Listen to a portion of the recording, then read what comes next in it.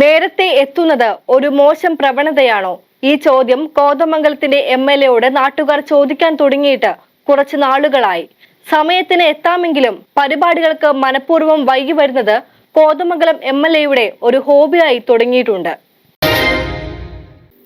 വൈകി വന്നാലല്ലേ അംബാനി ഒരു ത്രില്ലുള്ളൂ. വെറുതെ നേരത്തെ എത്തിയാൽ നമ്മൾക്ക് എന്താണ് വില? ഈ ഒരു ലൈനിലാണ് ഇപ്പോൾ കോതമംഗലം MLA ആന്റണി ജോൺ. ഏതൊരു പരിപാടിക്കും സമയത്തെത്താമെങ്കിൽ പോലും ഇദ്ദേഹം വൈകിയേ എത്തൂ. ഇത് മനഃപൂർവ്വം ചെയ്യുന്നതാണോ, MLA-യുടെ ഓഫീസിലുള്ളവർ പരിപാടികൾ ഷെഡ്യൂൾ ചെയ്യുമ്പോൾ പറ്റുന്ന അബദ്ധമാണോ എന്ന് അറിയില്ല. വൈകലെന്നെല്ലാം പറഞ്ഞാൽ ചെറിയ വൈകലൊന്നുമല്ല. ബുധനാഴ്ച രാവിലെ 10:30 പൈങ്ങോട്ടൂർ സ്കൂൾ ശാസ്ത്രമേളയുടെ ഉദ്ഘാടനത്തിന് എത്തേണ്ടിയിരുന്ന MLA 12:45 വന്നത്. സംഘാടകർ കാത്തിരുന്നു മടുത്തു. സ്വന്തം പാർട്ടിക്കാർ വരെ അവസാനം കുറ്റം പറയാൻ തുടങ്ങി. MLA-യുടെ റൂട്ട് മാപ്പാണ് വലിയ തമാശ. രാവിലെ 11 മണിക്ക് പരിപാടി നെല്ലിമറ്റത്ത്.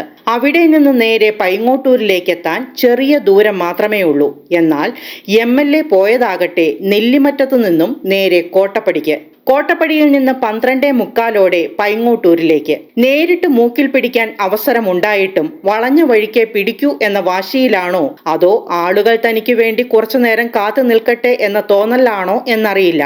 ഇന്നും MLA വൈകി തന്നെയാണ് എത്തിയത്. ശാസ്ത്രമേളയുടെ ഉദ്ഘാടന ചടങ്ങിൽ MLA-യെ കാത്തുനിന്നും അടുത്തപ്പോൾ മറ്റു സ്കൂളുകളിൽ നിന്നും എത്തിച്ചേർന്ന 100 കണക്കിന് അധ്യാപകരും സംഘാടക പ്രതിനിധികളും സ്ഥലം വിട്ടു. MLA-യുടെ ഈ വൈകി വരവ് സ്വന്തം പാർട്ടിക്കിടയിൽ പോലും എതിരഭിപ്രായങ്ങൾക്ക് വഴി തുറക്കുന്നുണ്ട്. മീഡിയ 60 കോതമംഗലം.